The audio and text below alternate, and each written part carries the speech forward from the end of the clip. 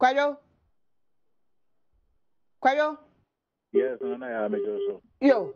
Emperor dear boy amania ye hunu fonyi ne kakra twan fonyi kire de esi o ho central for do say ye ntie se be aduana bi ni ade caliber of central for be na ho na den e koso mprempre Ya me da se me de reformer Flagstaff House. Senior di kan no. Ubedru efficacy mu ha. Central for opia or matter bia wa ha. From senior journalist or Kwesi PREZ, benefoni nyina wa ha. And I am also at the time from multimedia. Fiabukia waha, Israeli waha, benefoni ubiaba. It central for the from television to radio to online, and it will be a matter that say some to a friend will be to be by. I think so. Here so I swap for omo man penny. Me no ka say oman penny. And in a big che and a room is here and for me a German Maunafi, Yakwa and share one in a bit me across milk as a man penny the room and a vice president who's your room. Yeah. Yo, there's a phrase, a national anthem near Babon, man penny remedy. Na enter bebo national anthem na fe dwumede na nka say frase me didi so o man panyi bedi kan na woni ye di nkomo be bo so mensie ne a obaye ne ma obeto ye de wahunu de wona ni so a opeso yo o how ni sunto kakra wo ho a wo hwe so obetenteni na na obebo ntofa me didi pembebre ni sa na ye o mo ye no mo wi na fe o mama kwan man centrofo no etumi ebisebisa nsem da no de na e garden mu ne otum say office ene ye di o ma wura ntia aduane de bi anim ya omukotie bia bisa question omuwi a omasori aba office today say yentie owura Mustafa Hamid Minister of Information wono eneja we frase kasa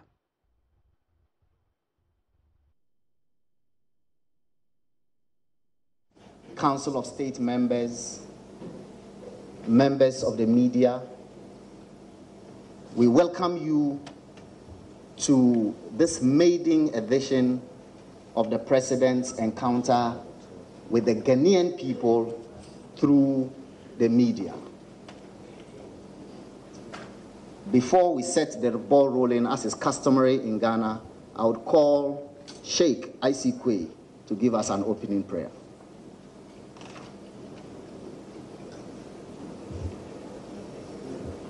Will that one work?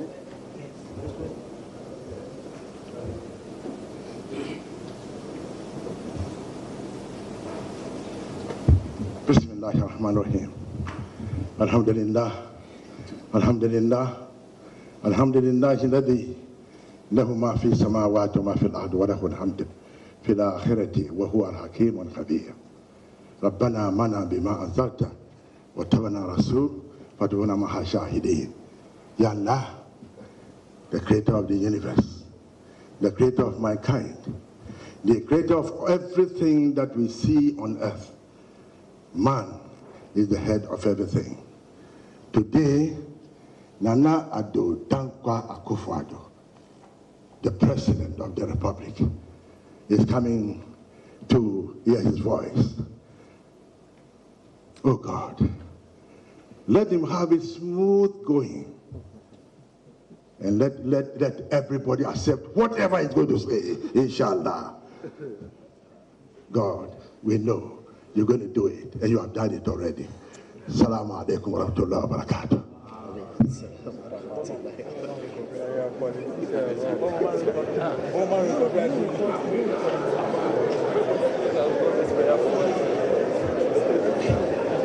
Excellency President and Vice President, ladies and gentlemen, that is vintage Sheikh Isikwe. We are very grateful for the prayer, Sheikh Isikwe.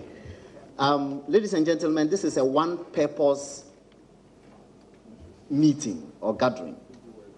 As I said, it is for the President to interact with the Ghanaian people through the media. My name is Mustafa Abdul Hamid. I'm the Minister for Information and spokesperson to the President. The reason the President is meeting with you today is in line with democratic tenets. As the democratically elected President of this country, it is important for him to come back to the Ghanaian people once every while to inform the Ghanaian people about what it is that he's doing with the mandate of the Ghanaian people. And that is the reason that we are here today. It is not a mini State of the Nation address, and it is not a gathering to use my favorite term, engage in self-adulation, simply to adhere to the tenets of democratic accountability. And so I'll crave your indulgence for a rapt attention for the President of the Republic of Ghana, who needs no introduction. Your Excellency, President of the Republic of Ghana.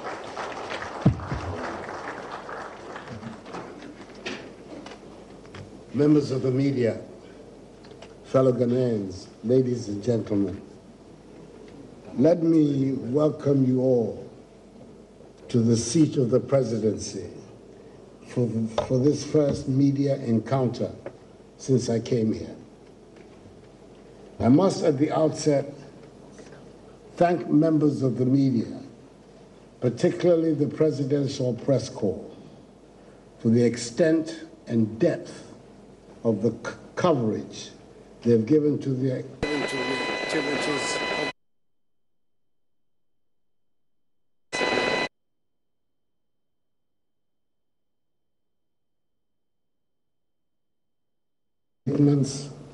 all policies since I became president.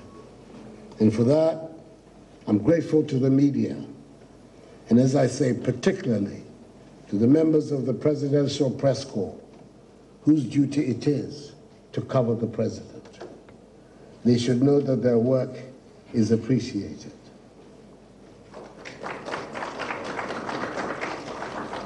In so saying, I think it necessary also to record my delight at the vibrancy of the Ghanaian media.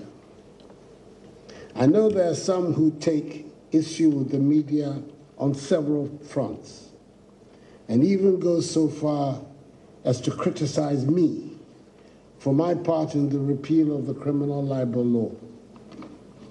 For it has made the media, quote, too free, unquote. Even though I have been one of the greatest victims of the irresponsible section of the media, and I refer to those who have created an industry from spewing calumnies, falsehoods, and outright fabrications against my person, I do not regret one bit my role in repealing the old discredited law.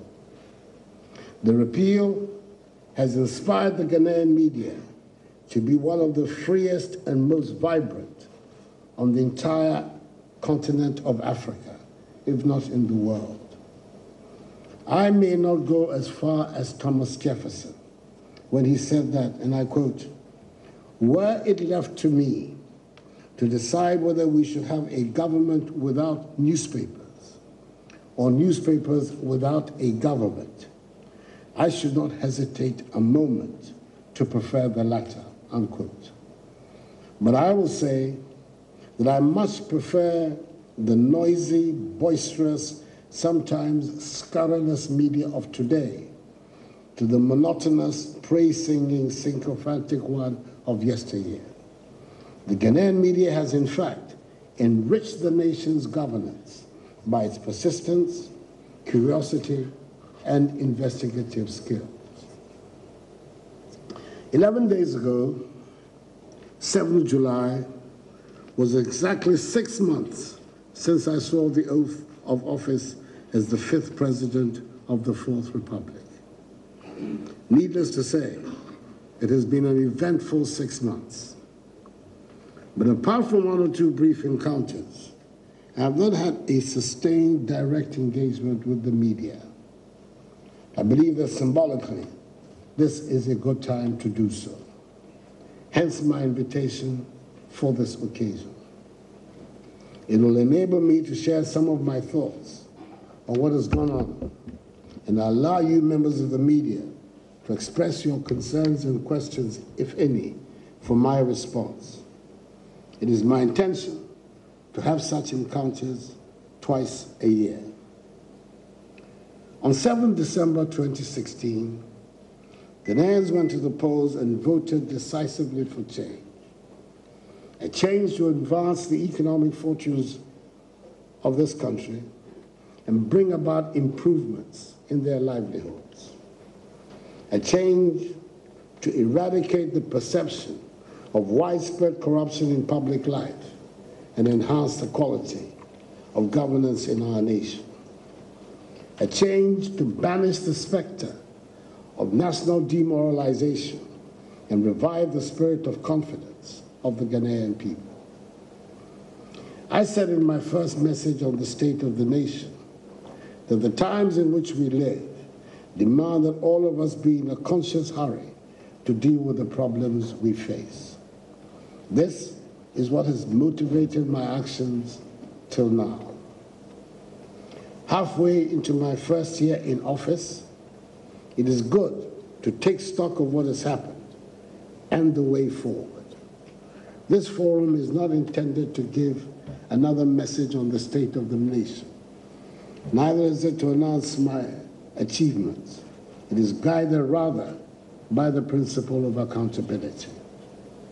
We, and I mean we in government and you in the media, together have a responsibility to bring the details of the governing process to the people of Ghana. They deserve to know what we are doing and why we are doing it, and how that would lead to the betterment of their lives. If the people are not kept informed or do not understand the activities of the government, then we in government and you in the media are failing in our duties. My first important task was to assemble a team of quality, capable of working to overcome my government's poor legacy and setting Ghana on the path of progress and prosperity. By 12th April, the full central government was in place in the fastest period of time in the history of the Fourth Republic. By common consent, so as not to be seen to be blowing my own trumpet. It is regarded as being composed of some of the best persons in public life today, men and women of achievement, experience, integrity, and knowledge, together with youthful elements who are full of promise. By that date, the regional government was also in place, again, a strong representation of competence and integrity. I must once more thank the legislature, the parliament, for the expeditious but responsible manner in which it exercised its constitutional power of approval of my nominees, notwithstanding the bizarre, incomprehensible episode of the non-existent bribery of members of Parliament's Appointments Committee. The process of constituting local government is now almost complete, with the nomination and approval of 208 out of 216 metropolitan, municipal, and district chief executives. The remaining 8, hopefully, will soon be in office. Let me use this medium to thank the relevant metropolitan, municipal, and district assemblies for their vote of confidence in my nominees. I'm confident that on their part, they will work harmoniously with their assemblies. It is worth stressing that these MMDCEs will be the last batch to take office under the current system if the constitutional proposals for reform are accepted and passed.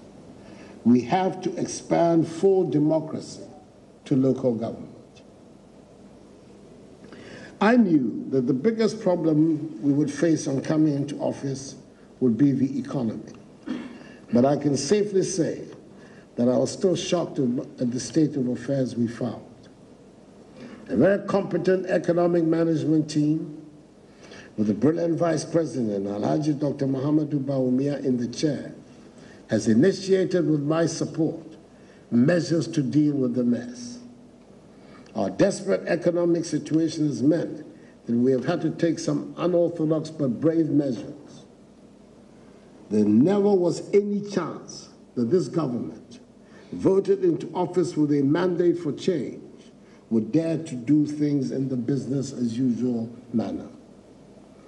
The Asempa budget that the highly respected Minister for Finance, Ken Ofori-Atta, presented in March set the tone for the new ways of doing things that will transform our economy. It also provided the opportunity to deliver on some of the promises we made during the election campaign. Nurses and teacher training allowances have been restored to take effect at the start of the new school year. Nuisance taxes have been abolished and other measures have been taken to shift the focus of our economy from taxation to production. The macroeconomic indices are beginning to show a turn for the better. The monetary policy rate of the Bank of Ghana has been cut from 25.5% to 22.5% in the first half of the year. Inflation has gone down from 15.4% in December 2016 to 12.1% in June 2017, i.e., a period of 6 months, the lowest in 4 years. The benchmark 91-day Treasury bill rate was 22.8% in January last year and has narrowed to 11.9% in June 2017, the lowest in 5 years. We're encouraged by the gradual decline in the cost of borrowing and the increase in banks' credit to the private sector by nearly 6% in the first quarter of 2017, compared to a decline of about 7% in the same period in 2016. But we have to continue to work to bring down the cost of borrowing, to enable businesses to have access to much needed credit. It is my hope and expectation that these statistics will soon translate into tangible benefits in the lives of Ghanaians. We have also introduced a number of innovative interim packages to help, particularly new entrepreneurs. I do not need to repeat that the greatest challenge we face is the creation of jobs. Young people are very anxious about not finding jobs, and their parents are even more anxious about the future of their children after seeing them through school. I am well aware that the success or otherwise of my administration will be judged largely on job creation. Last Thursday, I launched the National Entrepreneurship and Innovations Plan, which is an innovative scheme under the Business Development Ministry to help startups at the difficult early stages of setting up businesses. We have committed $10 million of public funds, which we hope to leverage into 100 million from private sources to back the plan. The Asempa budget has allocated an amount of $100 million as government contribution, either as equity or in-kind support for the establishment of the district enterprises, one district, one factory. An additional amount of $340 million has been leveraged from local financial institutions for the program. Government, in collaboration with the Association of Ghana Industries, has also arranged a supplier's credit facility for $2 billion from China to provide equipment, machinery, and other facilities in support of the program. It is now clear that this program is destined to succeed. The Asempa budget also provided a $50 million stimulus package for the revival of distressed industries and companies. At the end of June 2017, 285 applications had been received. So far, 118 of these applications have been screened, of which 80 have been adjudged eligible for various stimulus packages. In addition to government's contribution, an amount of $20 million has been earmarked by local financial institutions as part of the stimulus package. This will definitely help in the revival of our industrial sector under the dynamic leadership of the Minister for Trade and Industry, Alan Chiamate.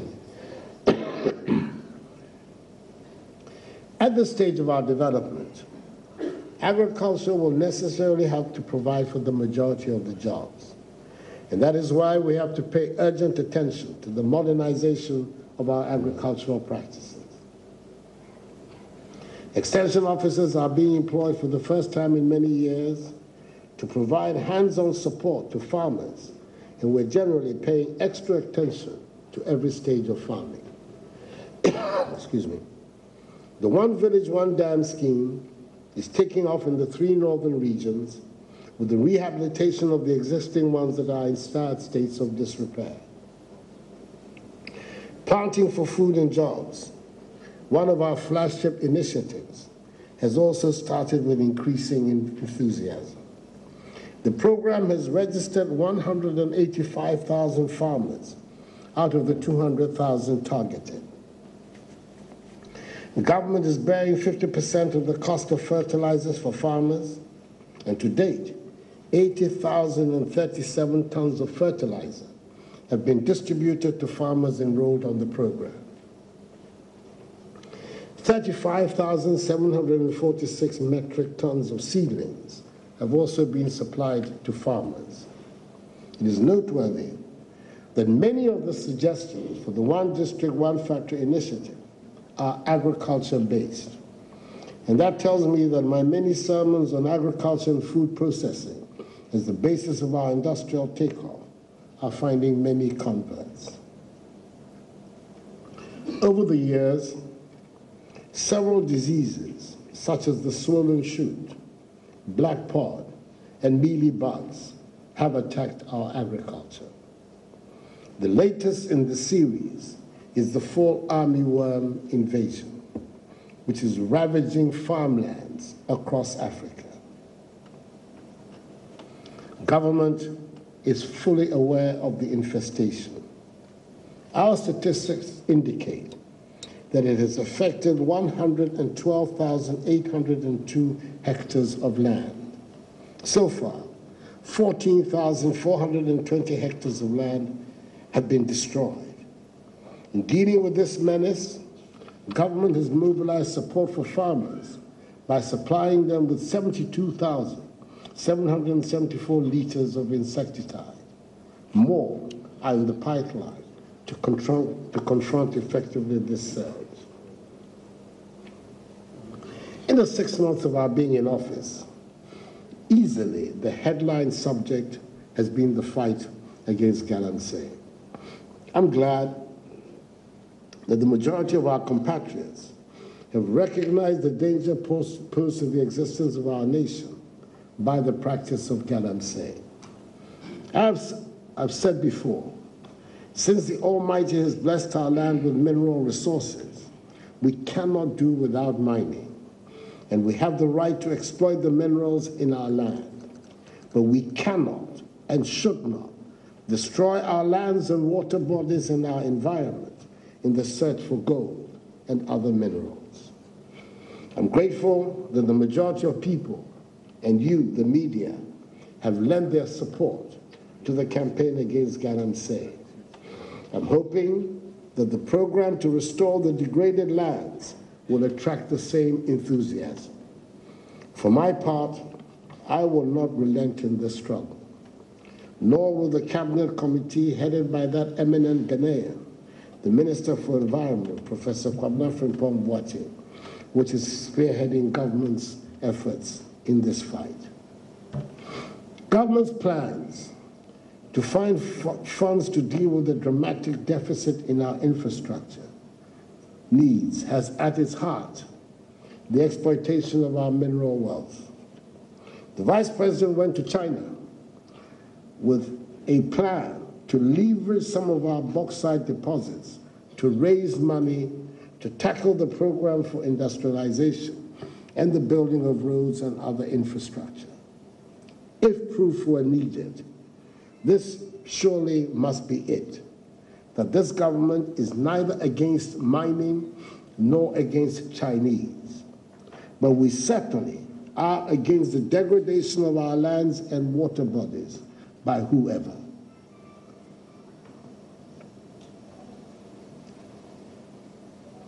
I suspect it is not a surprise to anyone that we have spent a lot of time these past 6 months on the vast subject of the case of the ease of doing business in our country.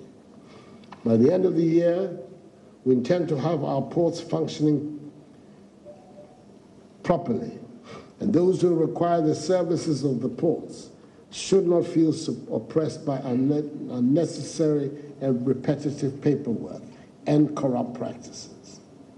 I expect to hear an announcement shortly from the Attorney General about the prosecution of the customs officials and clearing agents who have been allegedly responsible for the unlawful loss of 2.2 billion cedis to the Central Treasury. As we've already stated, all internal customs barriers will be dismantled by the beginning of October.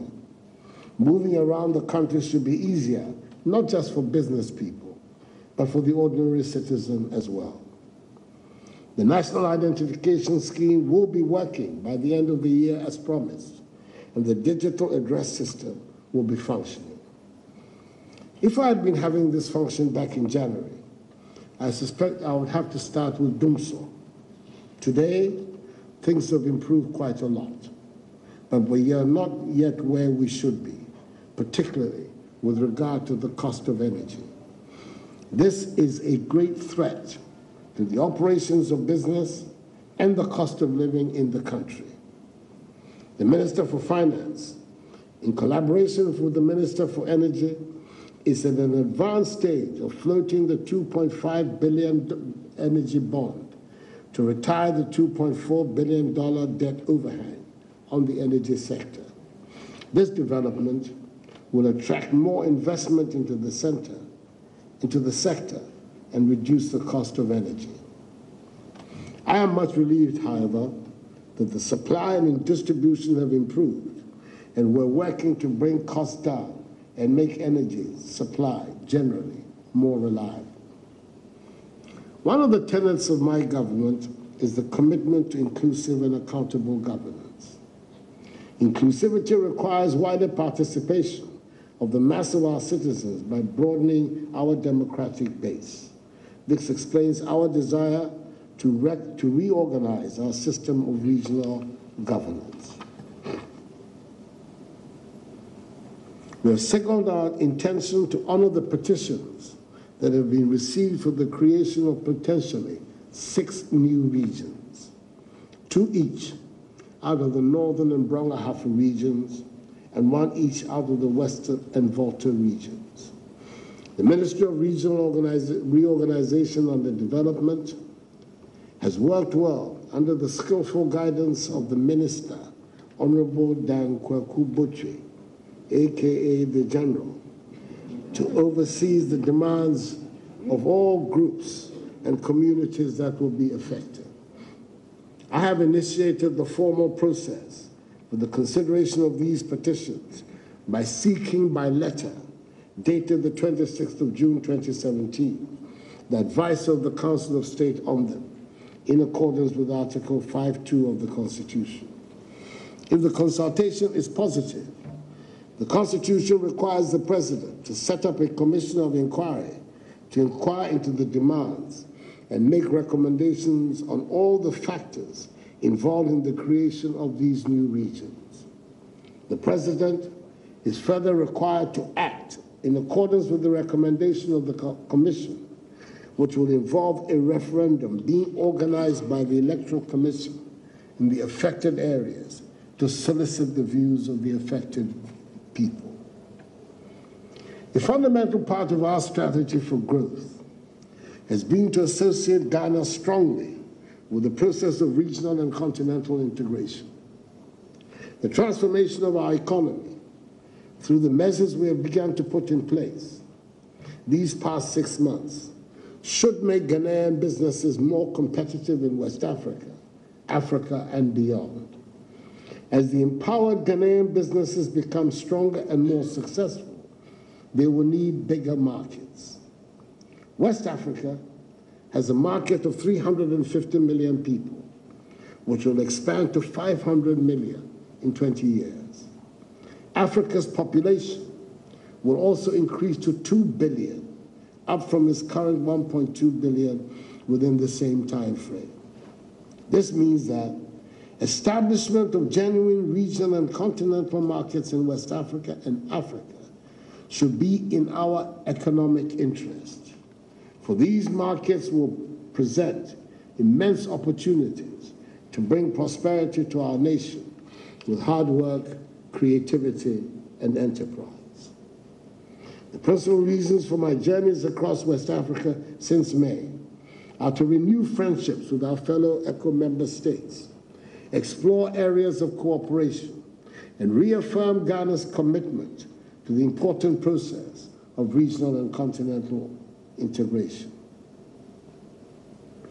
Let me address a few words on the matter of BOST and the sale of the 5 million liters of off-spec products.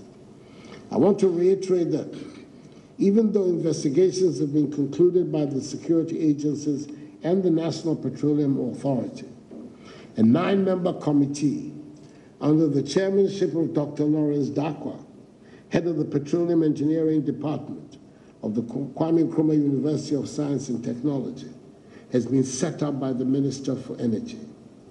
Amongst others, the committee is tasked with making recommendations to ensure that we put the era of contaminated and off-spec products behind us by tackling issues such as the integrity of the pipeline infrastructure, improving pipeline operations and maintenance, continuous training and skills upgrade of pipeline operators, and implementing improved standard operating procedures, including the controlled evacuation and disposal of products under the direct supervision of the National Petroleum Authority.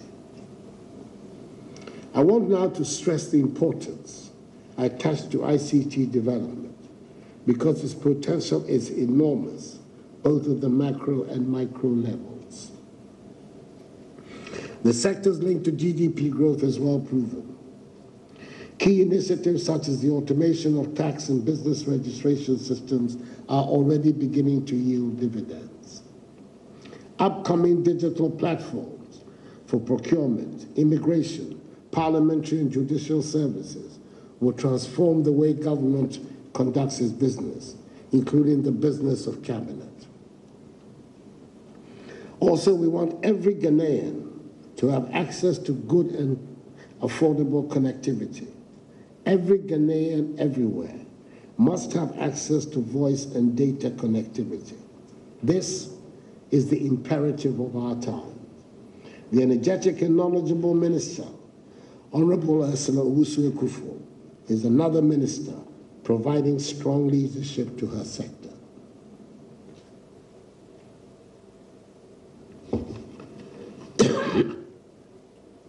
It would be remiss of me not to say anything about sanitation. In the short term, it is important to recognize that there are huge debts owed to the service providers, which are hampering their ability to deliver the needed services in a timely and regular manner. The government has, however, taken measures to begin to settle these obligations to facilitate the evacuation and disposal of the heaps of refuse in our cities. It is my understanding that meetings have been held between the ministry, led by an experienced minister, Honorable Akufo-Addo, and the service providers on this matter, and the evacuation of the refuse, which has already started on a modest scale, would be aggressively pursued to rid the cities of filth. Additionally, Provision has been made to augment the sanitation infrastructure by constructing waste transfer stations at strategic locations to facilitate rapid collection to final disposal sites, beginning in the Greater Accra metropolitan area. As you know, committed to making Accra the cleanest city in Africa, and the new Metropolitan Chief Executive of Accra, the youthful Mohamed Ajay Soa, is working assiduously to meet this commitment. When I came to this job, I knew there would be difficulties, and I knew there might be some mistakes.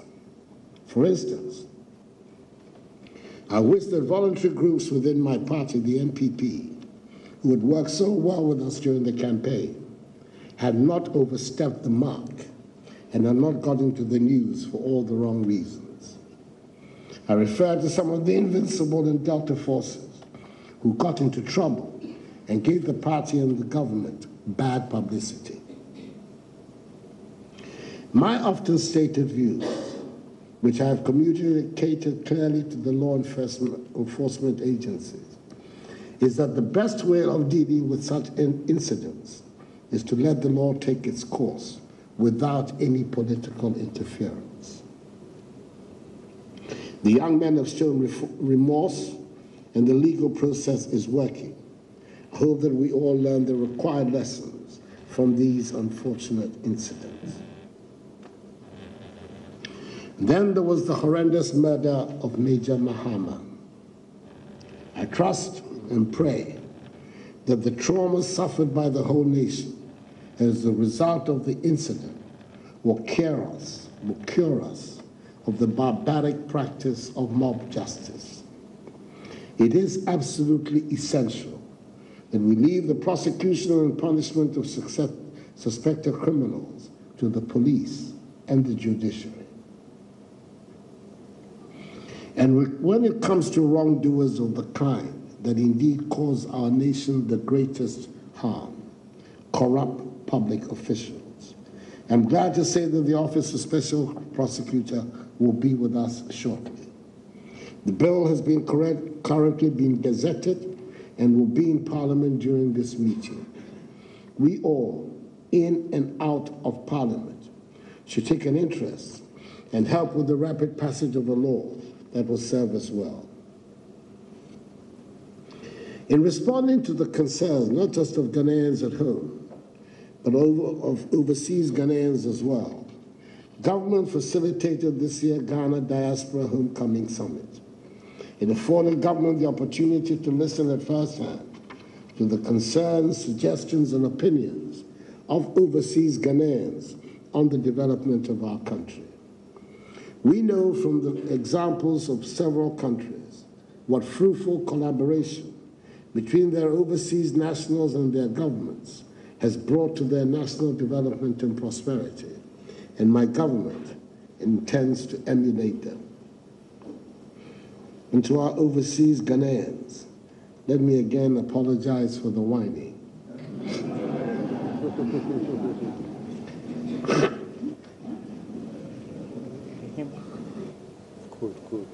Declared my assets within 2 weeks of my inauguration, and so has the Vice President. The ministers have declared their asset, and I'm insisting that all those required to do so under the law should comply. I suspect this has not happened before, and I intend to make sure we keep to the intentions behind this requirement of the law. In other words, I am sticking to my word that those who will serve in my government must protect and not abuse the public purse, and must at all times recognize that they are in service, in public service, not for private gain, but for public service. Thank you so much for your attention, and may God bless us all in our homeland, Ghana, and make her great and strong.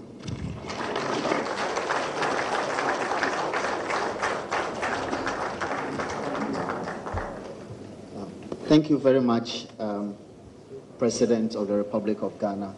Now, ladies and gentlemen, we have come to question time. We have 2 microphones. You don't need to queue behind the microphones. Just sit where you are, raise your hand, and then I would spot you, and then I'll call you, and then you come to the nearest microphone to you and ask your question. Gentleman, yes.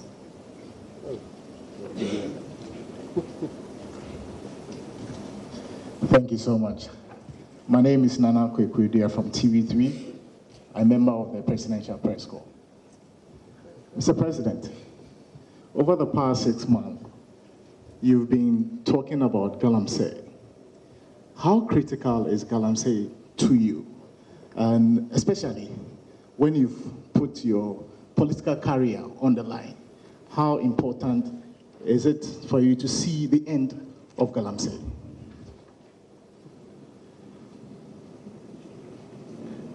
Well, I think your question provides its own answer.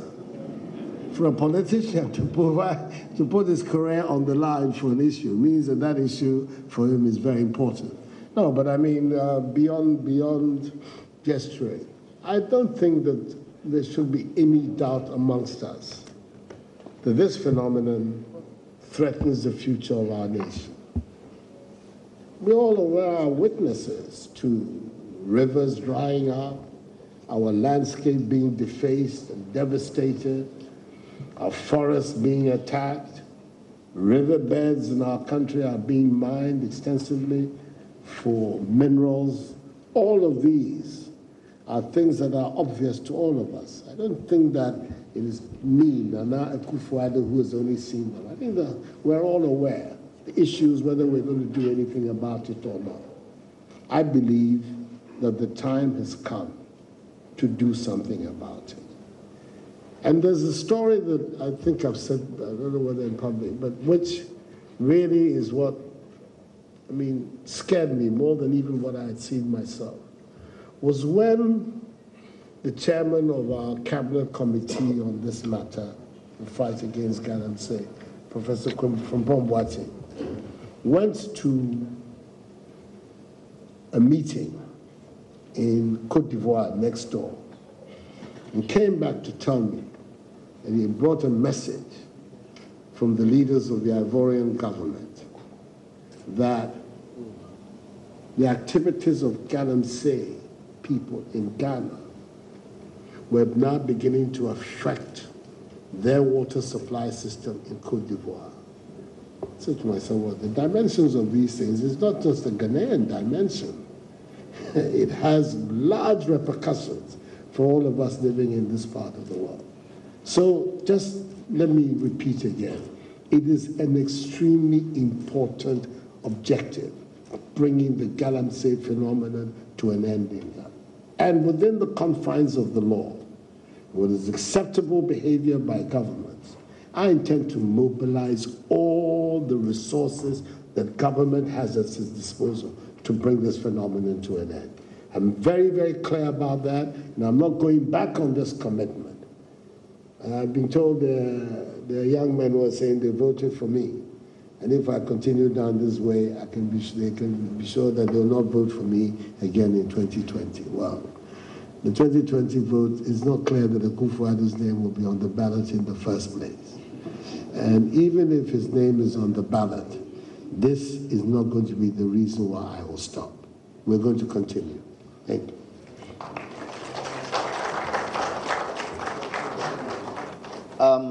Ladies and gentlemen, so we took a male. I'll balance it by taking a female. Let's go for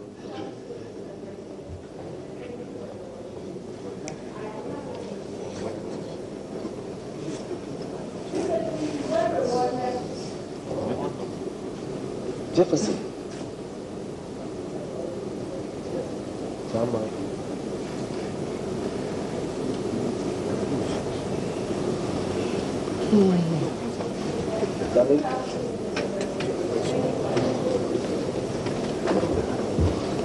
Still not working? We can hear.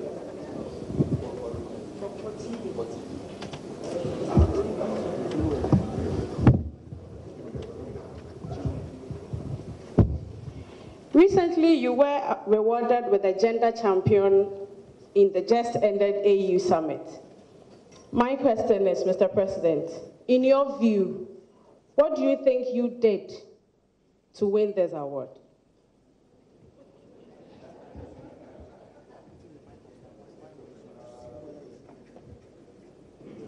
Thank you. It's a question that I forgot to pose to Alpha Conde, the president of the AU. But I think it's because of some of the gestures they've seen that we have made. But frankly, I think that this is an area that I could still do much better than I've done so far. I've not been able to meet the 30% benchmark that we stated in our manifesto across the spectrum of public life and appointments. And much as significant efforts have been made. I have one or two firsts to my credit. First Chief of Staff is a woman, First Secretary of the Cabinet is a woman, and there are others as well. But nevertheless, I think that much more work needs to be done by me than has been done so far. And it's an area which I think can do much. Hopefully that the award was also meant to inspire me in the manner in which I'm speaking to you to work better and work stronger in this area. Ladies and gentlemen, now I'm going to take 2, maybe 3 sets of questions and then allow Mr. President to note them and then answer them rather than go and come. I'll take you and then I'll go back to the middle, Avle after that. He first and then Avle. Mr. President, my name is Robert Fosasari. I work with the EIB brand. When you took office, the Attorney General's department, particularly state attorneys, were on strike. You managed to get them to call off the strike with promise that their award from the National Labour Commission will be addressed. It appears like it has still not been addressed yet. Again, linked to that, I think, is the issue about law school students writing exams into the Ghana School of Law. It appears like there has been a turf war between the law students and the General Legal Counsel. Being a lawyer yourself, we want to find out from you, is there anything you can do to step in this matter and help law students in Ghana? Thank you. Good afternoon. My name is Bernard Avle. I work at CTFM. Mr. President, I remember during the campaign, yourself and the Vice President expressed worry about the level of debt that Ghana was incurring. And among other things, you said that because of the mismanagement, we were having to borrow and then we had enough internal resources and therefore we should block the loopholes. Permit me to give you some figures. In March this year, we went for a 1 billion Ghana cedi 3-year bond. In April, a $2.25 billion bond, which translates to 10.25 billion cedis, was announced. In the same month, we announced a $2.4 billion bond to clear legacy debts in the energy sector. Translates that to 12 billion cedis. Last week, we were told there's a 17.4 billion cedi bond being sought for Q3. Putting all the figures together in Ghana cedis, that's about 40 billion cedis if all these bonds go through by Q3. The last time I checked, our GDP was about 80 billion cedis. If within the first year, we're already borrowing up to half of our GDP, where are the internal resources? How much resources have we generated internally? Why are we still borrowing this much? Thank you. Metro TV.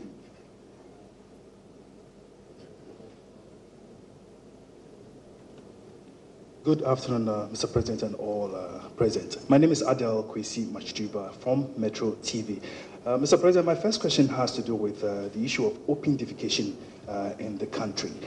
Ghana aspires to be a major tourism hub on the continent, but this issue is bedeviling the country.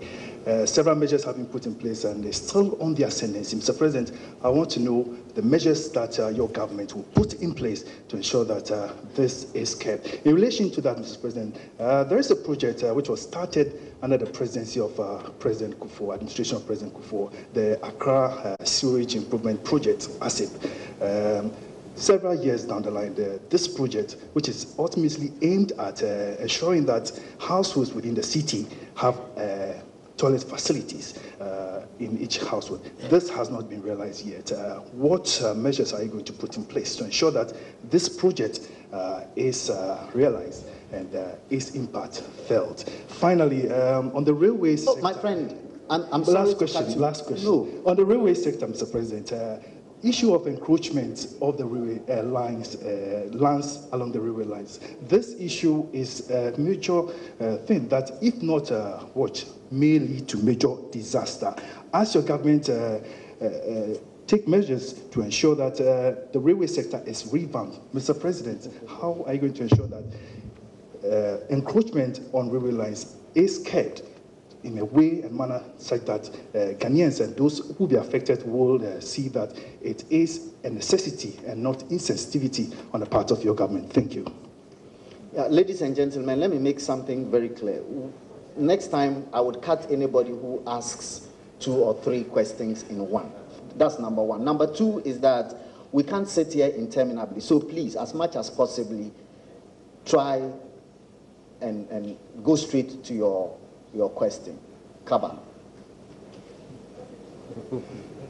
Well, good afternoon, Mr. President. Yeah, this will be the third one. 4. This is the 4th one. Okay, after this, Mr. President will answer, but go ahead. Okay. Good afternoon, Mr. President. Prior to coming to office, a lot of my name is Kojo Asariba for Champon, otherwise called Kaba. That's imperfect. That's imperfect. I've stated that already. Prior to coming to office, a lot of your critics and admirers alike construed you to be, quote unquote, a very wild person. And now coming to office, a very good admirer of yours and a very good supporter of the MPP in London called Gorazo sent me a message that wild nature known about the president, Akufo-Addo, seemed to have fizzled out, and you seem to have been tamed by the presidency. Have you been tamed, Mr. President?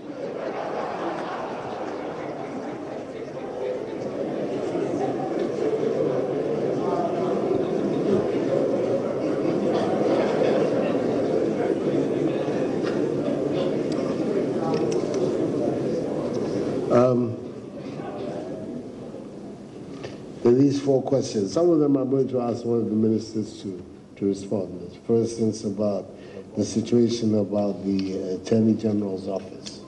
I believe the Attorney General is here. She's here. I'm going to ask her to respond to the question about the strikes and also about the law schools.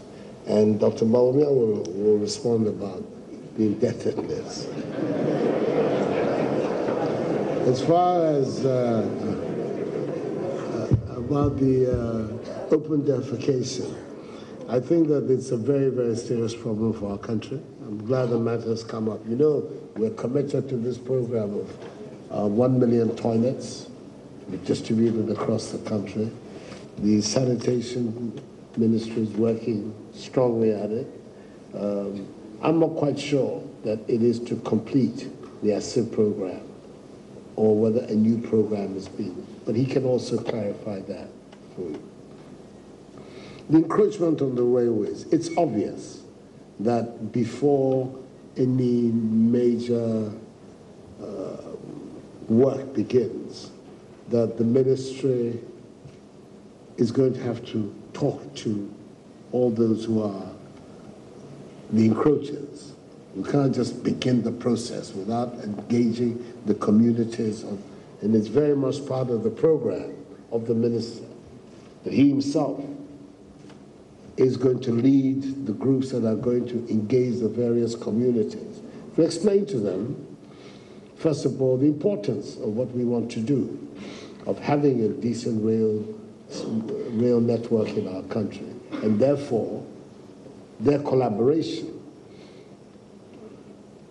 that ultimately their communities, because really this thing is properly planned, programmed, the communities where the rails lines are going to go to themselves should benefit from the exercise. It shouldn't just be that they pass through areas of Ghana without leaving an imprint. The economic activity of the areas through which the trains pass themselves should also be heightened and enhanced. And that is very much part of our thinking, and the thinking of the design that is presently being put in place by the railway minister. So the attitude is not that anybody is going to use force to evict it, but that we're going to engage the various communities before the process begins. Mr. Kaba, a lot of the image of myself that went out was an image painted by my political opponents for their own purposes. And there are people here who are not my political sympathizers, but who are friends of mine who have known me for a long time, who know that there's nothing wild about me, and there's nothing anywhere. Because in practice here, and that there's nothing wild about me. Yes, a man of strong views, and it's difficult for you to threaten me or bully me. I will stand my ground, small as I am, I'll still stand my ground. And either that therefore translates in being wild, then I have not changed at all, because I still stand on my views that I have. But the idea that I was some sort of, intoxicated, crazy character going around was never part of the reality. So what they're seeing of me in office is Nana Akufo-Addo, as has always been. No change at all. But it's now becoming more clear what kind of a person I am. So I'm going to ask the Attorney General, first of all, to come and talk about the pay issues in the law school. And then Dr. Bawumia will then also follow on the debt situation. He's the chairman of the economic management team. I think he will be in a better position to explain these matters than myself. Thank you, Mr. President.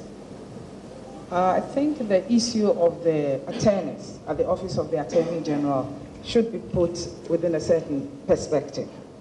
It so happens that lawyers at the Office of the Attorney General have their remunerations benchmarked against that of magistrates and judges. In the past, it turns out that increases that had been enjoyed by the bench, and therefore to which attorneys were entitled, were not being paid. And therefore it created some arrears. Rightfully, they made several requests, indeed many, either through meetings or in writing, some of which I myself saw.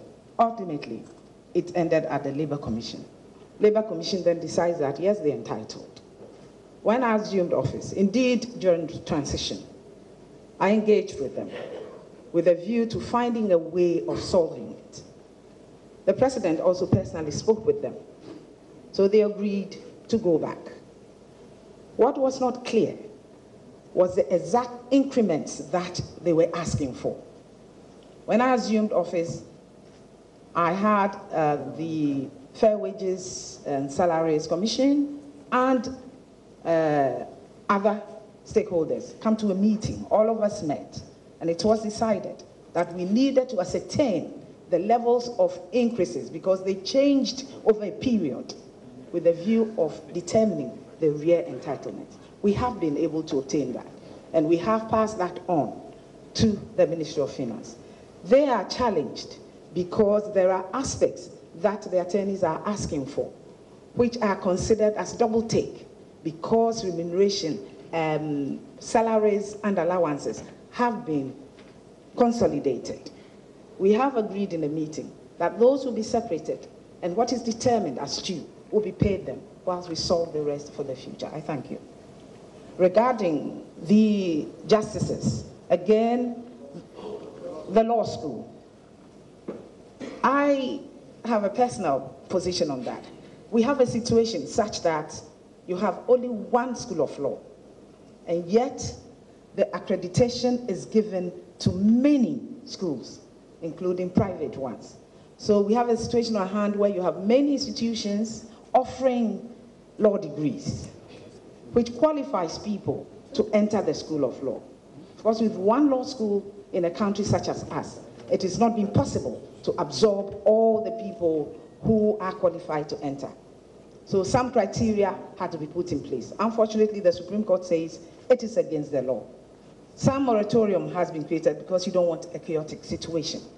But speaking for myself, I think we need to look at, and I said this during my vetting, that we need to open up without sacrificing competence and standards, to open up so that greater numbers of our otherwise qualified degree holders can also become lawyers. Thank you very much, Mr. President.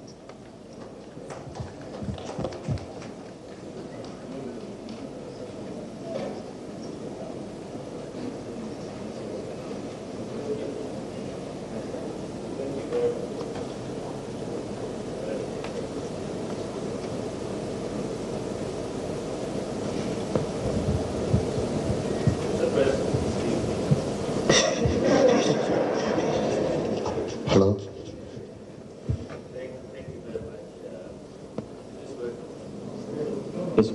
It's working, yes. Thank you very much. Bernard asked the question about the debt and how it appears to be increasing. I think we have to go back a little bit. You saw that last year the deficit was 9.4% of GDP. That's where it ended. And thanks to the Asempa budget, we've gone back on a path of fiscal consolidation to bring back the deficit this year to 6.5% of GDP. Now, in doing so, you are going to be bringing down the debt stock in the process. I'll also let you know that in the last 4 years, between 2012 and 2016, the debt stock went up from 45% of GDP to 72% of GDP. That means on average, every year, the government was adding 6.75% of GDP to the debt stock. Now, the GDP is not 80 billion, as maybe you misspoke, but it's closer to 200 billion this year. And we are going to end the year, after inheriting about 72% of GDP, we are hoping to bring it down slightly, between 70 and 71% of GDP. So we are looking at how we manage the finances to bring down the debt burden. So even if you are borrowing, the burden of that we are trying to bring down through the process of fiscal consolidation. And the finance minister is here. He's keeping all of us in line. What happened before with this unbridled borrowing, which cannot be financed. So you find that we owe so many contractors who have not been paid and so on. Today, the GIFMIS system is really working. It is not possible to circumvent it. And so if there is no money, you are not going to be entering into that contract in the first place. And so this is actually helping us, as you see, keep very much on target as far as our deficit is concerned, for example, through the first half of the year. And I think that this is also seen in the domestic money market, where you have seen interest rates coming down from 22% last year, and just a year later, you have 11.9%. And if you are borrowing rampantly in the domestic market, you will see that interest rate decline. So the simple answer is that the debt stock, in terms of its impact on its burden on the economy, is not actually increasing. The debt to GDP ratio is actually stabilizing, and we are hoping to bring it down by the end of the year, even if marginally. Thank you very much. Okay, I'll take another lady. Yes, you, and then I'll come to Captain Smart, and then I'll go to the middle and take you. Yes. So the lady, Captain Smart, and then you, 3. Thank you very much, Mr. President. My name is Nanesi Boatin. I work with Oman FM, the station that shapes the nation. Some Ghanaians have called for the removal of former government appointees who are still in strategic positions in your government. And their reason is they could hinder the progress of your vision. And my question is, would you heed to their call or stand by your principle of all-inclusive government? Thank you. Good afternoon, Mr. President. My name is Captain Smart, Adom FM. Our emergency medical services in this country is actually collapsing. A country of 27 million people, as of 8 p.m. yesterday, we were operating only 31 ambulances in this country. By statistics, we are losing over 3,000 lives every year for the lack of ambulances, with about 662 innocent pregnant women also losing their lives. Mr. President, my question is, what's your administration doing for a country like Ghana to procure more ambulances to save the ordinary Ghanaian who voted for you? And finally, when is the Wayume money coming back? Good afternoon, Mr. President. I'm Thomas Nadia and I work for the BBC World Service. Good afternoon, Mr. President. I'm Thomas Nadia and I work for the BBC World Service. Are you not concerned about the size of your government, considering the struggling state of the Ghanaian economy? I'll take Techi Bwedu and then the President would answer.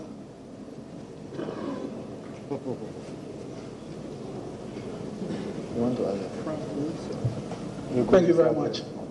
My name is Charles Techi Bwedu. I write for the Daily Guide newspaper. Mine is quite a simple one. Mr. President, one of the things you complain about, members of your party, was the fact that corruption was so endemic in the country during the previous administration and in the public service. You've been in government for 6 months. I have not seen a single person standing prosecution for some of these things. Is it the case we are waiting for the Special Prosecutor's Office to be set up, or you are still gathering evidence? Thank you very much.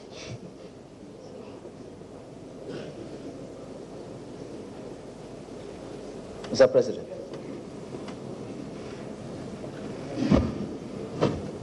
Reformer to government appointees, I think there are people in the public service who are not committed to the program that we're putting in. It was one kettle of fish. The others are those who are there because they're there. They may not share your political views. I think those who are actively hindering, obviously, we have to do something about it. We need a public service that will deliver support for the mandate that the Ghanaian people have given me. So, for me, the debate is not about former government appointees. The debate is about what they're doing and what is the nature of what they're doing. If you're holding jobs which are clearly political appointments, then it's normal for you to expect that those who support the present political arrangements are those who will be there. If you are there in the public service, but you have different perspectives on the politics of our country, that should not necessarily attract my attention if you're working for the program. So it is important to make a distinction about the nature of the appointees that we're talking about. And that, for me, is a decisive matter. The ambulances and the state of our emergency health care, I think it tells you about the nature of my inheritance. Yes, you see how very bad the cupboard was and how very run down the public services in our country are. We're having to deal with all of this thing now, improving revenue generation so that we can be more self-sufficient, bringing greater efficiency into the manner in which we deal with our public finances. There's a whole array of things that we have to coordinate together, which will result in us being able to improve public services in our country. What am I doing? That's why I'm here, is to try and correct the situation about those who decided to put their confidence in me and voting for me. Wyomin's money. Wyomin's money is a subject of all kinds of legal processes. Those legal processes, at some stage or another, will come to an end. And I know there will come a day of reckoning on that matter. The size of government. I'm not worried about the size of government because I think that, first of all, the majority, the overwhelming majority of the people in the government are members of parliament who are already on the public exchequer. I think something like 2/3 or almost three-fifths of the appointees are all members of parliament, so that the incidence of their becoming ministers on the public exchequer is minimal from what it is already as members of parliament. And secondly, the really important thing is your capacity to get hold of the machinery and deliver. So at the end of the day, at the end of the 4 years, people of this country will wake up or feel a significant improvement in their lives. There are more jobs available. People are getting better wages. The cost of living is something that is within the reach of ordinary people. I don't think they're going to worry themselves too much about the size of my government. My responsibility is to deliver that result, and these are the methods that I've chosen to do it. If I succeed, the whole ball game is mine. If I'm not, the Ghanaian people will express themselves accordingly. It's important that the fight against corruption be seen to be a fight against crime and not a struggle or a fight about political opponents. I won't accept that the process of bringing people before the courts for acts of corruption are done for political purposes. They are done because you have evidence that people have breached the law. And thereby cause damage to the public interest. To be able to do so, you need to be able to build strong, well-documented, well-researched allegations. There are a lot of allegations in our country about people in office. Many of them, when you probe, turn out not to be the case. If we had to go along with all the allegations, we'd have a plethora of cases, many of them the courts would not support. So the statement that I have made, all kinds of allegations have come to my notice and come to the notice of my government, and there are thorough investigations going forward. That I will not accept prosecutions being brought just in order to satisfy the appetite of people that people should be prosecuted. They're going to be brought because they have been well documented, well researched, well documented. There's strong evidence of wrongdoing, which a court of law can reliably use to convict people. And the lawyers say that the responsibility of the state, of the attorney general, of the prosecutor, is to present what they call a prima facie case, i.e., a case that if you don't hear the response of the accused persons, you can say amounts to a case warranting conviction. So there's a lot of work being done. They will see the light of day where these allegations are being thoroughly investigated, and when the time comes for them to find their area in the form of prosecutions, it's my expectation is that there will not be flimsy cases. There will not be about an attempt to witch hunt members of the last government. I'm not going to lend myself to that exercise. We're going to bring cases And there will be cases, there's several in the pipeline that I'm aware of, but cases that will make it clear to the courts and also to public opinion that yes, something wrong took place there, which requires the intervention of the courts. The special prosecutor, when it comes, will help, but there are already instruments for enforcing the criminal law, which are already in place. So it cannot be a question of waiting for the special prosecutor. It's a question of making sure that whatever is brought into the public domain as cases are thoroughly well-researched, well-documented, and that they are strong cases and not just flimsy exercise playing to the gallery. That will be my answer. Okay, I'll take then Kwesi Pratt, and then Momin from GTV. So 1, 2, and then 3. Good afternoon. My name is Stella Wilson-Ajapon from Ken City Media. Mr. President, election after election, I witness desperate and frustrated people, citizenry, our citizenry, who want to go and exercise their vote. Indeed, we have people that travel to their polling stations and their names are not in the book. I know that there is the national identification system going on. Is there anything in the process? And before I go on, you are known to be a reformist, so I believe that this is possible under your watch. Is there anything in the national identification system that will allow people to vote from wherever they are so that they don't have to travel the length and breadth of our country to go and exercise their vote? Indeed, it's a desperate situation, and I think that we have to look at that. Is there anything that you have in the process? Thank you.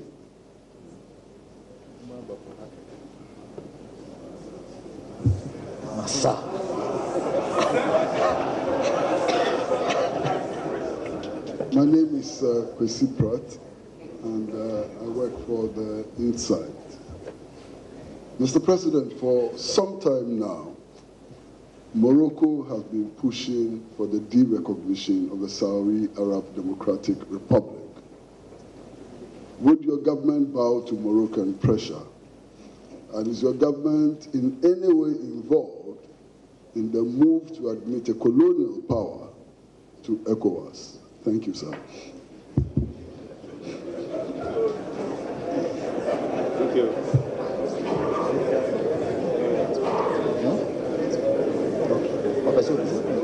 Thank you very much. Mr. President, my name is Abdul Hayi Mumin. I work with the Ghana Broadcasting Corporation. I'm just curious that 6 months into your government and 2 months before the implementation of a major policy, which is a free senior high school education, even at this forum, almost nothing has been said about it. I am curious, again, that for a party, a government that campaigned on the back of free senior high school in 2008 and in 2016, that as we speak, people, especially where I come from, rural folk, are still not very sure whether the standard of qualification to enter senior high school, which is the cutoff point is 30, Agri 30, I believe, and that all of a sudden the government that promised free senior high school is giving us a new cutoff point.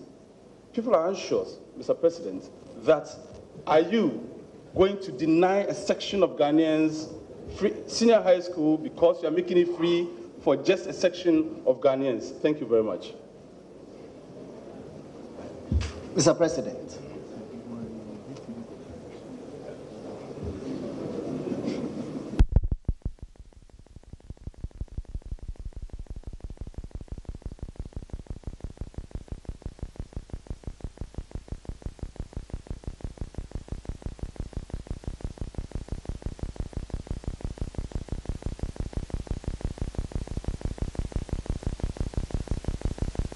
That all of us can continue, make suggestions to the Electoral Commission about how to improve our electoral system.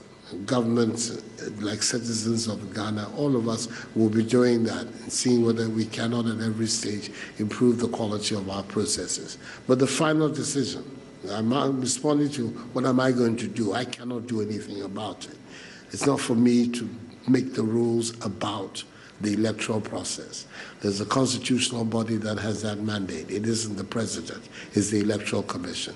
But what we can all do, of course, is to let our voice be heard, and I am confident that in any functioning state, the louder the voice is on a particular issue, the more likely that the public authority will respond to it and hear about it.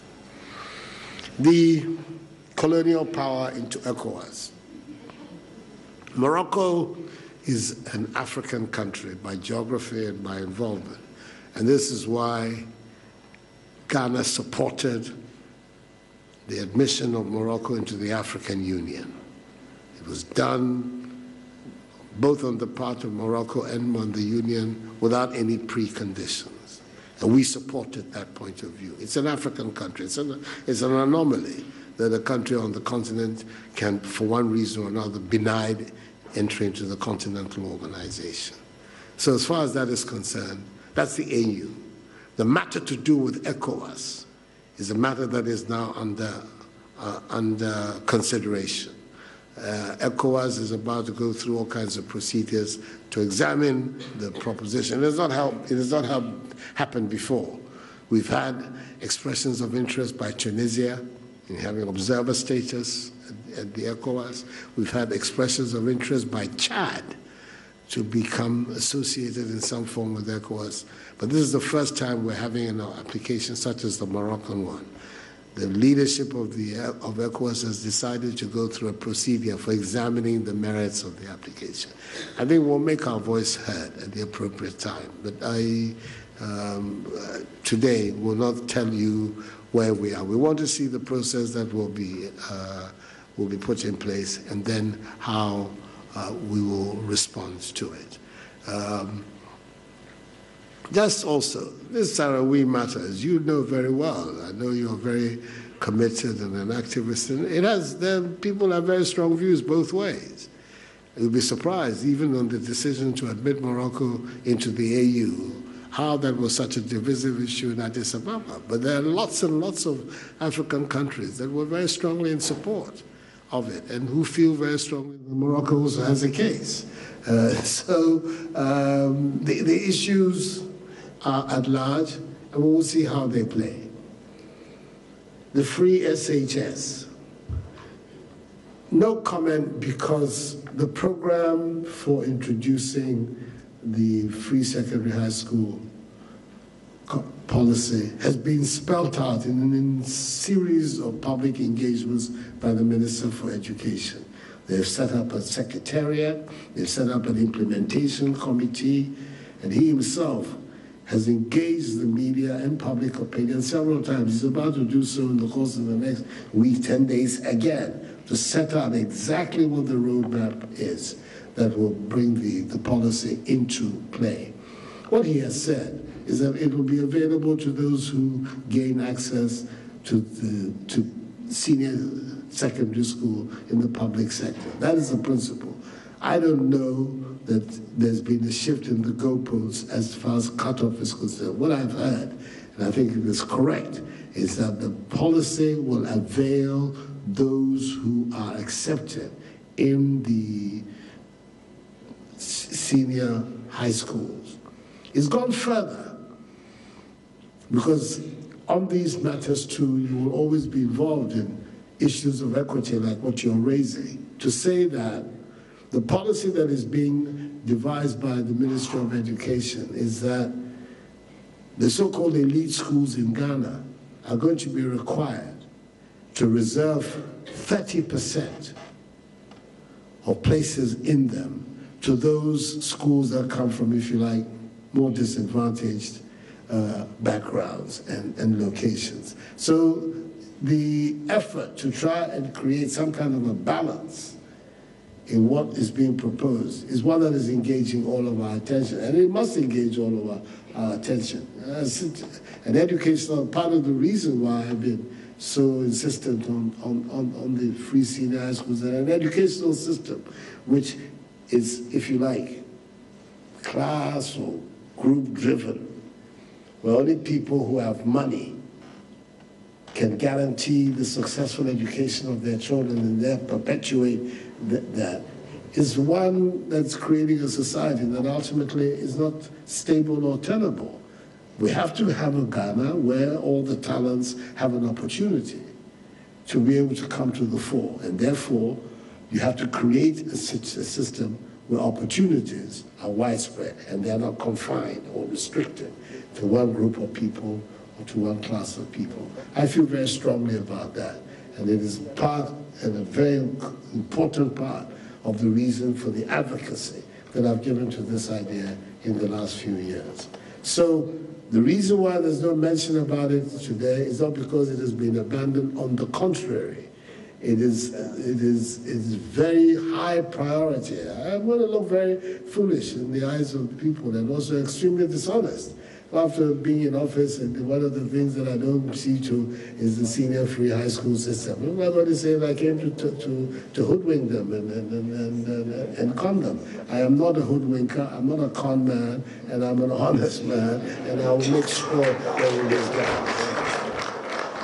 Okay, there are media houses that have 5, 6 people here and so on. To be fair, I wouldn't want one media house, many people from one media house to be asking all the questions. Joy FM has too many people. I would take the Kumasi people, Kwame Adinkra from Kumasi, and then I would take you, your hand has been up for a very long time. I'll take Victor from Daily Graphic.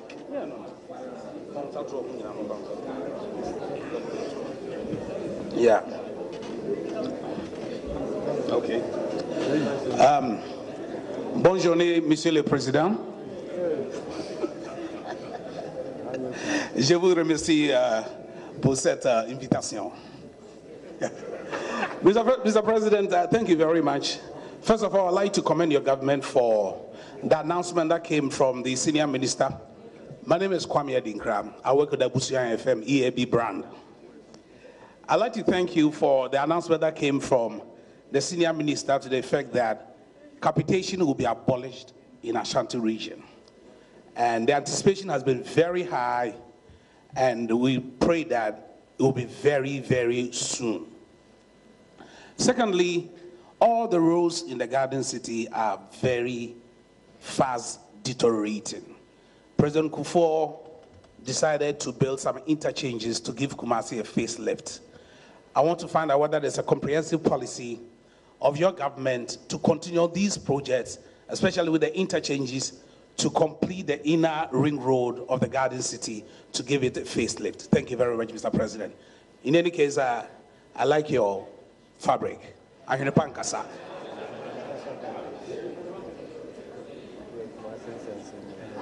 Thank you, Mr. President. Good afternoon to you. My name is Echo Moses. I report for Bloomberg News. Your Excellency, my media house is Bloomberg.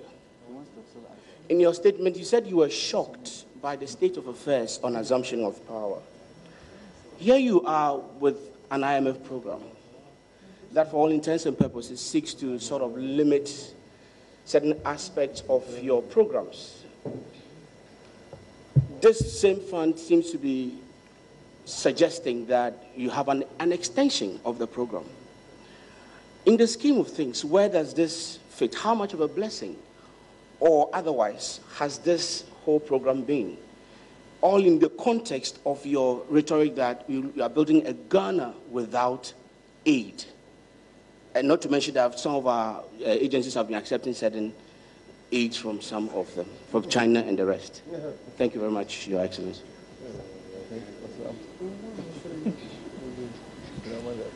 Good afternoon. My name is Victor Kwaukumi, the Daily Graphic.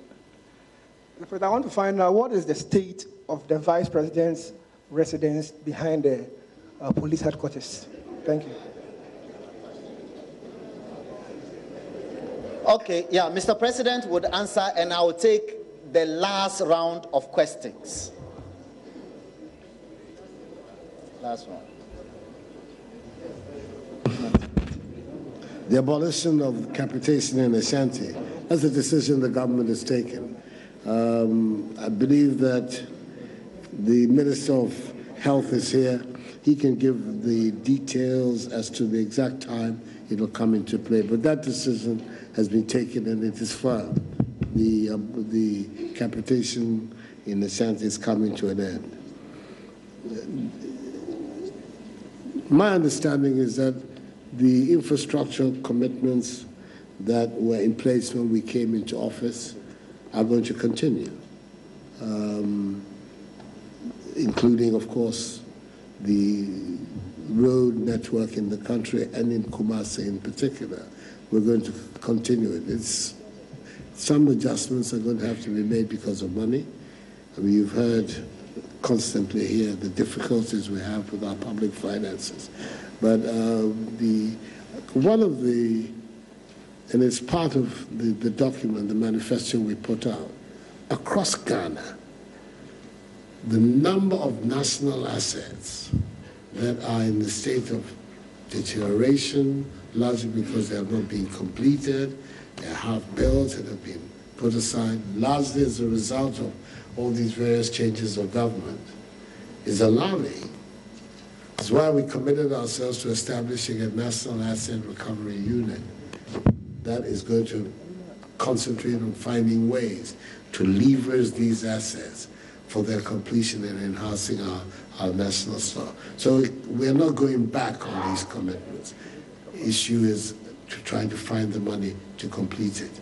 But then we have a banker of great renown as our Minister of Finance, and he's working miracles to be able to find the money for things to continue.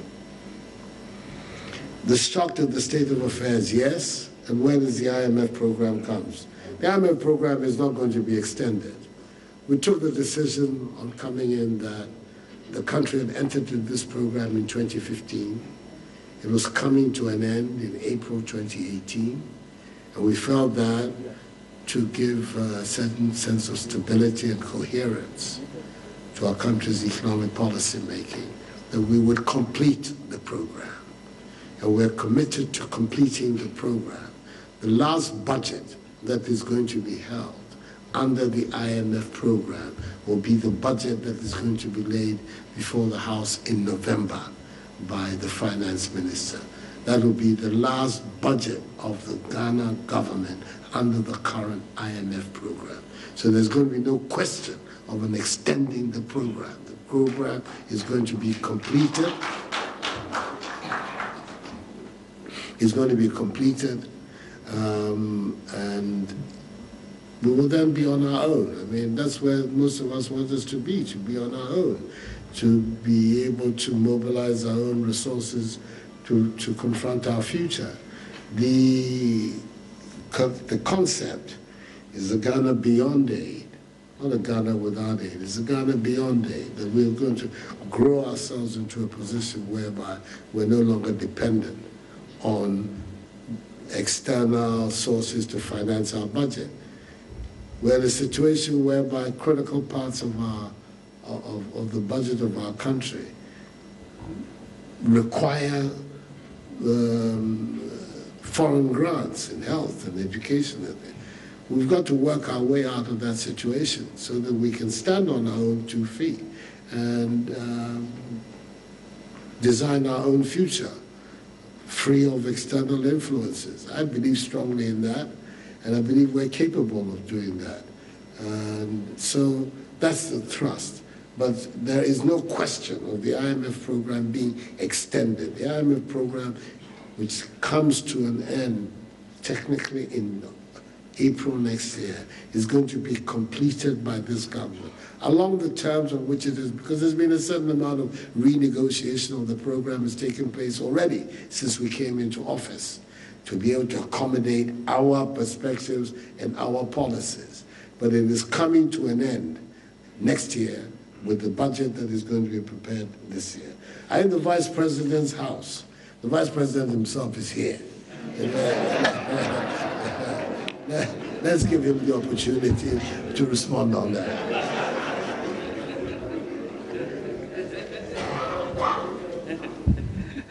Mr. President, that's rather unfair. Well, I have not actually visited this house. I've only seen the paperwork, the $14 million mansion. Maybe I don't know if there's any work going on, but I doubt it very much at the moment. I think there's no work going on. And the whole issue has been around how the cost of this building, and it may have to be renegotiated, but it probably doesn't make sense for Ghana to leave it lying idle. I think we need to sit down with the contractor and see how it can be renegotiated so that it can be completed. We are starting from the position that $14 million is way too high for a bungalow. So that's where we are. Okay, ladies and gentlemen, the president asked his ministers to come to this gathering for a purpose. So when we take this last round of questions, we shall end the program formally. But these ministers will be available to you either inside this hall or outside there for you to ask a few questions in the sectors that you didn't get the opportunity to put to the president. So please don't be distressed when we end this round of questions. I'll take Evans Mensah from Joy FM. Osei Prempe is here. Nanaba Namwa from GH1. And then I'll top up with a last lady, and then we close. Thank you very much.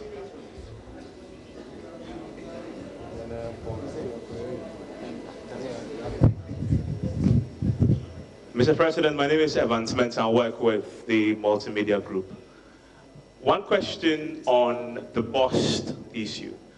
The regulator, the NCA, established in fact, that the MD sold the contaminated fuel to 2 unlicensed firms. Yet the BNI cleared him and said he did no wrong, a position that has been endorsed by the Energy Minister. Do you also endorse the BNI report? Plus, the manifesto of 2016 was themed change, an agenda for jobs. How many jobs have you created in the last 6 months?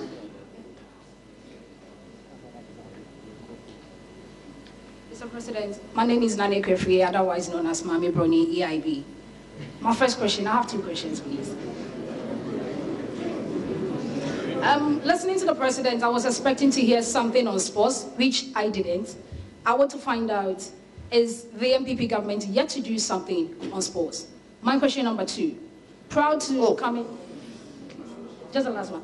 Proud to coming into government, the MPP wrote a letter to the Italian Prime Minister in connection with the ENI contract, that is the Sankofa thing. I want to find out, is ENI under investigation?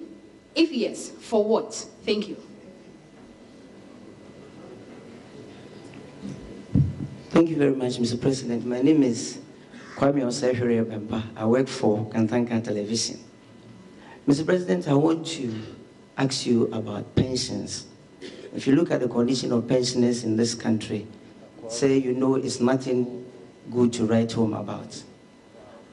What I have observed, sir, is that because our salaries, our pensions are linked to our salaries, which are normally inadequate. And for that matter, when people go on pension, they mostly suffer. In other jurisdictions, they take resources from other sectors and put it in a fund to support pensioners. For example, in Norway, they take money from their oil and set it up in a fund purposely to support old age and pensions. I would like to find out from you, sir, what we are doing as a country in the area of pensioners to sustain our people who have dedicated their lives in serving their motherland for a lot of years. Thank you very much, sir. After Nanaba Anamwa, Mr. President, with great respect to you, because you are a gender champion, I'll top up with one more lady, Lady Vim, and then we close. Good afternoon, Mr. President. My name is Nana Banamwa from GH1 TV. In the run-up to the elections, you made a number of campaign promises.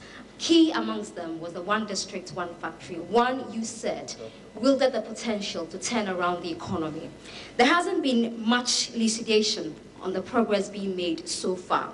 I'd like to know from you what the status of that policy is. And also, the Honorable Member of Parliament for Assam North, Mr. Kennedy Japan, has been making a number of utterances on radio. The latest was that you haven't nominated enough people from the central region. How do you feel about his utterances? Do they irritate you, or do they affect the thinking of your government? Thank you. Good afternoon, Mr. President. My name is Efia Bukia, and I work for Adom FM, part of the multimedia group. Your opponents have been making comments, criticisms against you in the last few months. And they say that since you assumed office, your government has been characterized by anarchy, chaos, and lawlessness. They cite a couple of issues. One of them is the Delta Force issue. They go beyond that. They cite Captain Major Muhammad's death is killing as another example. Fast track and come forward. They come to cite other examples about internal wrangling, even the selection in your own party. I want to ask you, and one other example that they cite, which a member of your own government, Honorable Amewu, has confirmed to us that his office was bugged. There's confusion about the bugging of the office. We've had cause to question whether this office we are sitting in is bugged or not, and whether we are safe here or not. Mr. President, my question to you is, are we safe as a people? Are you safe in this office Flagstaff has as the President of this Republic? Are we safe?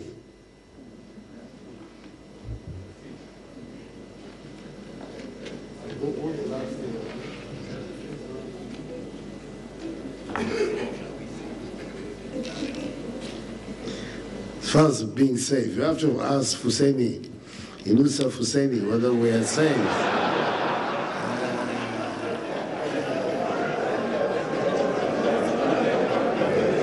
If you want an example of anarchy, that's it. Or has it been suggested that I got him to do it, or what? I don't understand how that becomes an issue of anarchy or chaos. I think that some of the things that have happened are unfortunate. I'll be the first to recognize that the Delta and the Invisible Forces episode was unfortunate. I believe that they've been brought under control. I think that they themselves understand where they are within the framework of things. A lot of it has to be with expectations that perhaps with the election immediately there'll be jobs, etc. But I think realism is beginning to come into play, and they're beginning now to settle down. The legal processes are also going on. And I also think that the growing awareness that I am determined to take politics out of criminal behavior is also beginning to have its impact.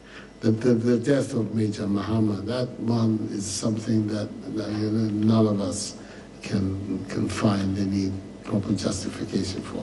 But the picture that is being painted, yes, I understand the politics of that picture. It's in the interest of the opposition to give this image that somehow things are not going right, things are breaking down. But I don't believe that it corresponds to the reality of what's going on in our country. I think that the conditions of Ghana are strong, the stability in our country is there, the interests of people and what's going on in our country is very strong. Investor confidence, both inside and outside the country, is growing because they recognize that the general atmosphere is there. It takes me to the internal wrangling in the MPP. That's as old as man. I mean, MPP without wrangling would be the MPP. It's always wrangling inside the MPP. I don't think there's anything new about that at all. It's that kind of a party, very disputatious. Everybody has a voice, and they're determined that that voice should be heard. So in itself, it doesn't give me any great cause for anxiety. By the same token, the utterances of Kennedy Japan. Kennedy Japan, now we're in the same party. We've known each other for a long time. I know the sort of person he is. I'm not at all surprised where he's going. That's him. it adds a certain spice to the politics of our country. But once again, they don't irritate me. I don't have a problem with speech and expression. They don't irritate me. We can all have our views as to the validity of some of the interventions that have been made. I think the statement that somehow or other the central region has been kept out of my considerations in forming my government, that I will not accept, because I don't believe it is true. The one district, one factory, the status of the policy, I've made some comments about it, but perhaps I'll give Adom Chamatin the opportunity to flesh out where we are, as also on the issue of to what extent can we commit resources from other sectors of our economy to support our pensions. Norway's been able to do it because Norway's been very well organized, with a lot of transparency in the way they've handled their oil resources and wealth, and that has allowed them to be able to develop very well, and of course, in so doing, secure better their old people than so far we have done. We have a heritage fund which we get out of our oil, which permits us to be able to allocate it to different sectors of the economy that require attention. I suspect that as we grow our oil revenues and more oil is being found in Ghana, more fields are coming into play, the ability to be able to look at some of those matters will also increase. But it's a difficult area. You're talking about the needs of those who are today in the workforce and being able to guarantee them better living conditions than they have now, as against also those who are already in retirement. But establishing equity and trying to make sure that there is a balance, that's part of the work of the Fair Wages Commission, it's part of the work of the Ministry of Employment. I'm hopeful that we will be able to strike increasingly more realistic and at the same time more equitable relations between those who have finished their work, how therefore the society has some responsibility to guarantee them in their old age when they're infirm and not so strong as before, against the claims of those of us who are still active. I include myself very much amongst those who are still active. So that balance. Sports government on sports.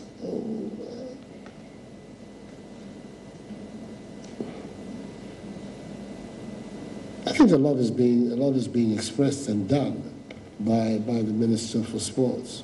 He's made many pronouncements about where our mind is about the development of sports, that we are going to try and de-emphasize the emphasis on football and bring the other sports into the basket of consideration and care. I mean, policies are being rolled out. One of the problems, of course, about holding this kind of encounter after 6 months in office is that most of the things you're doing are initiatives. They are not about concrete achievements at this stage.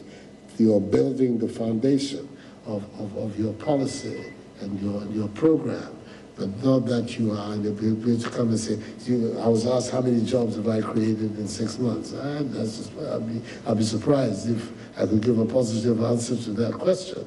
But I think that if you were to ask me the question in 18 months' time, I'll be in a much stronger position to answer the question, because the policies that we are putting in place, it's all about job creation. It's all about trying to build our enterprises and expand our enterprises to be able to perform better and employ more and more people. I mean, 6 months into the system, it's a bit difficult to be able to give a positive answer to that question. And I think on these matters, we all have to be very frank. And I mean, there's a lot that's been done in the public sector in terms of people in the cocoa area being brought in on board but I'm thinking largely in terms of private sector jobs as being what I consider, quote, real jobs. And I think 6 months of our administration is too short a period to be able to answer that question realistically. The boss regulator. My understanding is that initially the regulator took the view that the product had been sold to an unlicensed buyer. He subsequently came back to admit that this, unfortunately, is an area without regulation. And so therefore, the statement that was then made by the VNI and by the minister that the chief executive or boss had done nothing wrong was stating a statement of fact. There was no regulation of these off-spec products within our laws that require that the people who bought it. If you look, for instance, at the evidence that had been advanced, even individuals having bought the product in the past, it clearly showed that it was not a regulated area. That there is a need to regulate it going forward, that's a whole different question. And I believe the committee that the minister has put in place is going to be looking at all of that. First of all, the need for regulation, again, whether or not we can in fact stop the production of off-spec products by improving all the various mechanisms and processes in place, infrastructure and the rest. That is what the committee has been established to do. We will wait the report. But I don't think I'm being asked to make a choice between the regulator and the minister. I believe both the regulator and the minister are at Adom in saying that this is an unregulated area of activity so that the activity of the chief executive or boss doesn't attract the epithet wrongdoing. I believe that's it. So those would be my answers. I hope that they are provided some light. I'm not in the position to agree on that. So let me thank you all very much for this first opportunity to meet with you and to hear my concerns and for you to express yours. As I say, I want to do it at least twice a year, in the middle of the year, the end of the year, beginning of the year, middle of the year, so that we keep in touch with each other all the time. This is the least stressful way that I can get my messages out to the Ghanaian people. And you help me do that. Even your presence here tells me that I have an opportunity also to get my messages out. But more importantly than that, I think the process of accountability is important. That the public office holders are given the opportunity to explain what they're doing, why they're doing it, and then members of citizens of the country also have an opportunity to pose the kind of questions that have been posed to me today. Important matters of foreign policy. The revolutionaries amongst us were still very committed to the struggle.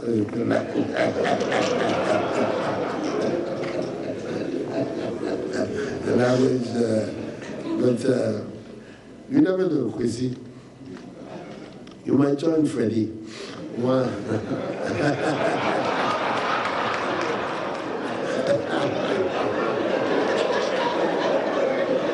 So, thank you all very much for coming. And may God bless us all. Thank you. And I hold that. Thank you.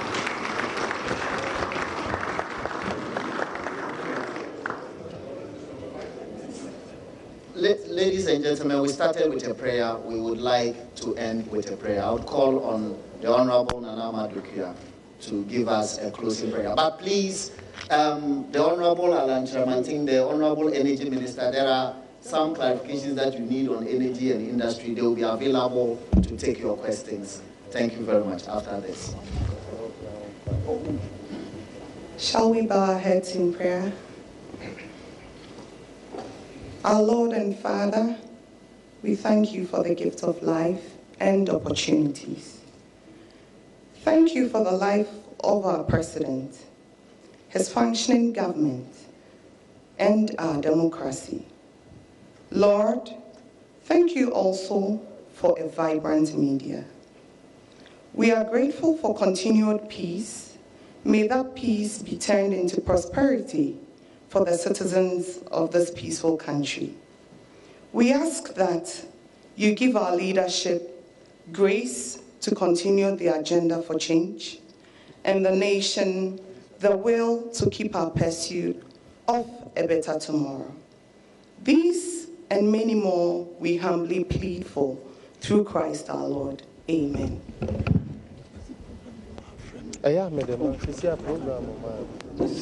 Sunday.